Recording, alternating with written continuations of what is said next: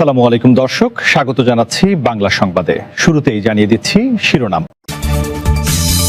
ব্যাগটা দেন, আমি বাড়িতে পৌঁছে দিচ্ছি বলে ৭১ বছর বয়সী নারীকে ধর্ষণের অভিযোগ। আজ থেকে ট্রেন মেট্রো রেলে ভাড়া প্রয়োজন নাই যাদের ও বিশেষ ছাড় পাবেন যারা। মক্কায় তপ্ত রোদেও সবুজের ছায়া, সুপে পানি আর শীতল বাতাসে জুড়াবে হাজিদের প্রাণ। ঢাকাসহ বিভিন্ন স্থানে ভারী বৃষ্টি থাকতে পারে কয়দিন, জানিয়েছে আবহাওয়া অফিস। আপনি মুরব্বি মানুষ, আপনার হাতের ব্যাগটা দেন, আমি বাড়িতে পৌঁছে দিচ্ছি।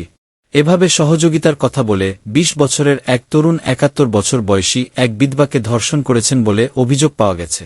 ২০ মে দুপুরে চুয়াডাঙ্গার দামুড়হুদা উপজেলায় এ ঘটনা ঘটে। ঘটনার ৫ দিন পর গতকাল রোববার দিবাগত রাত ১২:১৫টার দিকে ভুক্তভোগী নারী নিজে বাদী হয়ে দামুড়হুদা মডেল থানায় ধর্ষণের অভিযোগে মামলা করেছেন। এতে আসামি করা হয়েছে উপজেলার মো. তরিকুল ইসলামকে। মামলার পরপরই পুলিশ অভিযুক্ত তরুণকে গ্রেপ্তার করেছে।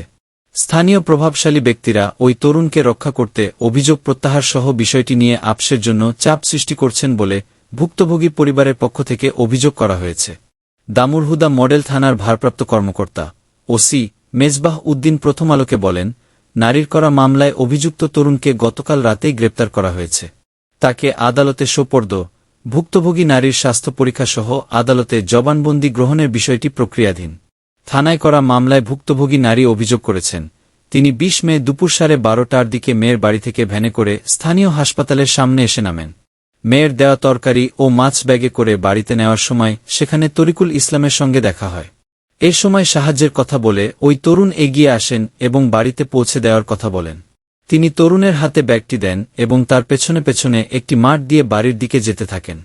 বেলা ১:৩০টার দিকে ওই তরুণ তাকে ধর্ষণ করেন। ভুক্তভোগীর এক নাতনি প্রথম আলোকে বলেন, তার নানি ঘটনার পর থেকে শারীরিক ও মানসিকভাবে চরম বিপর্যয়ের মধ্যে ছিলেন।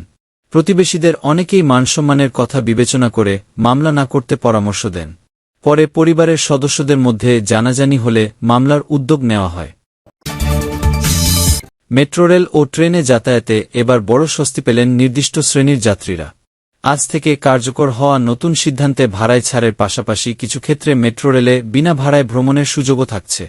রেলপথ মন্ত্রণালয় গতকাল এ সংক্রান্ত পরিপত্র জারি করে বাংলাদেশ রেলওয়েকে প্রয়োজনীয় নির্দেশনা দিয়েছে।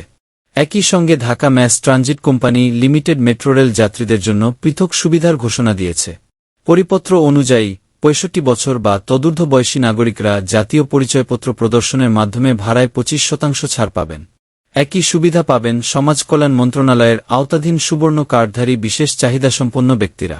মেট্রো রেলেও একই হারে ছাড় দেওয়া হচ্ছে। একক যাত্রা টিকিট সংগ্রহ করে এই সুবিধা নিতে হবে এবং স্টেশনের নির্দিষ্ট কাউন্টার থেকে অগ্রাধিকার ভিত্তিতে টিকিট দেওয়া হবে। এছাড়া যুদ্ধাহত বীর মুক্তিযোদ্ধারা বৈধ পরিচয়পত্র প্রদর্শন করে বিনা ভাড়ায় মেট্রো রেলে ভ্রমণ করতে পারবেন। সাধারণ যাত্রীদের জন্য থাকছে বাড়তি সুবিধা। এমআরটি পাস বা হ্যাপিড পাস ব্যবহার করলে প্রতি যাত্রায় ১০% ছাড় পাওয়া যাবে। শিশুদের ক্ষেত্রে ৯০ সেন্টিমিটার পর্যন্ত উচ্চতার শিশু অভিভাবকের সঙ্গে বিনা ভাড়ায় ভ্রমণ করতে পারবে। রেল খাতে আরও কিছু সুবিধার কথাও জানানো হয়েছে। আন্তঃনগর ট্রেনের সুলভ বা শোভন শ্রেণীতে বিদ্যমান নিয়ম অনুযায়ী ৫০% ছাড় বহাল থাকবে। পাশাপাশি কমিউটার ট্রেনে শিক্ষার্থীদের জন্য ভবিষ্যতে ২৫% ছাড় চালুর বিষয়টি বিবেচনায় রয়েছে। সড়ক পরিবহন ও সেতুমন্ত্রী শেখ রবিউল আলম রাজধানীর ফার্মগেট মেট্রো স্টেশনে এই বিশেষ সুবিধার আনুষ্ঠানিক উদ্বোধন করেন। মরুভূমির তপ্ত আবহাওয়ায় পবিত্র হজের আনুষ্ঠানিকতা পালন করতে গিয়ে প্রতি বছরই লাখ লাখ হজযাত্রীকে তীব্র গরমের মুখোমুখি হতে হয়। তবে এবার মহান আল্লাহর মেহমানদের সেই কষ্ট দূর করতে এবং তাদের হজ যাত্রাকে আরও আরামদায়ক ও স্মরণীয় করে তুলতে মক্কা ও এর আশেপাশের পবিত্র স্থানগুলোতে এক অভূতপূর্ব পরিবেশগত পরিবর্তন আনা হয়েছে। ৬০,০০০-এরও বেশি গাছপালা, বিশাল এলাকা জুড়ে ছায়াদানের ব্যবস্থা এবং অত্যাধুনিক শীতলীকরণ প্রযুক্তির ছোঁয়ায় এবার পবিত্র স্থানগুলোতে বইবে প্রশান্তির হাওয়া। হজযাত্রীদের অভিজ্ঞতার মানোন্নয়নে এই বিশাল কর্মযজ্ঞ পরিচালনা করছে মক্কা নগরী ও পবিত্র স্থানসমূহের রোজাল কমিশনের নির্বাহী শাখা কিদানা ডেভেলপমেন্ট কোম্পানি। বর্তমানে সংস্থাটি মিনা, আরাফাত ও মুজদালিফার মতো পবিত্র স্থানগুলোতে একযোগে ২৫টিরও বেশি বড় ধরনের উন্নয়নমূলক প্রকল্প বাস্তবায়ন করছে। ইতিহাসে এই প্রথমবারের মতো আরাফাতের ঐতিহাসিক জাবালে রাহমাহ, রহমতের পাহাড়, সংলগ্ন এলাকায় একটি সুবিশাল শীতলীকরণ ও ছায়া প্রদান প্রকল্প হাতে নেওয়া হয়েছে। প্রায় 3,92,000 বর্গমিটারেরও বেশি এলাকা জুড়ে বিস্তৃত এই প্রকল্পের ফলে তীব্র রোদের মধ্যেও হাজিরা পরম শান্তিতে ইবাদতবন্দেগী করতে পারবেন। এর পাশাপাশি মিনার পথচারী পারাপারের হাঁটার পথগুলোকে আরামদায়ক করতে 2 ধাপে 1,03,000 বর্গমিটার এলাকা জুড়ে ছাদ বা ছায়ার ব্যবস্থা করা হয়েছে। পরিবেশের ভারসাম্য রক্ষা এবং মক্কার মরু অঞ্চলের তাপমাত্রা সহনীয় পর্যায়ে নামিয়ে আনতে জোরেশোরে চলছে গ্রিন হোলি সাইটস, সবুজ পবিত্র স্থান নামক একটি বিশেষ সবুজায়ন উদ্যোগ। এই প্রকল্পের আওতায় পবিত্র স্থানগুলোতে 60,000-এরও বেশি গাছ রোপণ করা হয়েছে। এই বিপুল পরিমাণ সবুজ গাছপালা উন্মুক্ত এলাকার বাতাসের মান উন্নত করার পাশাপাশি সামগ্রিক তাপমাত্রা কমাতে দারুণ ভূমিকা রাখছে। হাজিদের ক্লান্তি দূর করতে ও মাঠ পর্যায়ে শীতল আবহ তৈরি করতে 5টি প্রধান স্টেশন জুড়ে স্থাপন করা হয়েছে 6,000-এরও বেশি মিস্ট পোল বা কৃত্রিম কুয়াশা ছড়ানোর যন্ত্র, যা প্রতি ঘণ্টায় 1,500 ঘনমিটার পানি বাতাসে ছড়িয়ে চারপাশ শীতল রাখবে। তীব্র গরমে হাজিদের তৃষ্ণা মেটাতে পুরো এলাকায় চালু করা হয়েছে 25,000-এরও বেশি সুপে পানির ট্যাপ।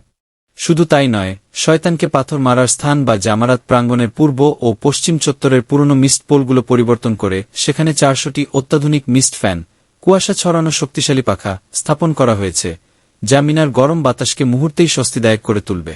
কর্তৃপক্ষ জানিয়েছে, এই ব্যাপক আধুনিকায়নের মূল লক্ষ্যই হল আল্লাহর মেহমানরা যেন সম্পূর্ণ নিরাপদ, সুশৃঙ্খল এবং আধ্যাত্মিক পরিবেশে কোনো রকম শারীরিক কষ্ট ছাড়াই হজের সমস্ত আনুষ্ঠানিকতা সম্পন্ন করতে পারেন।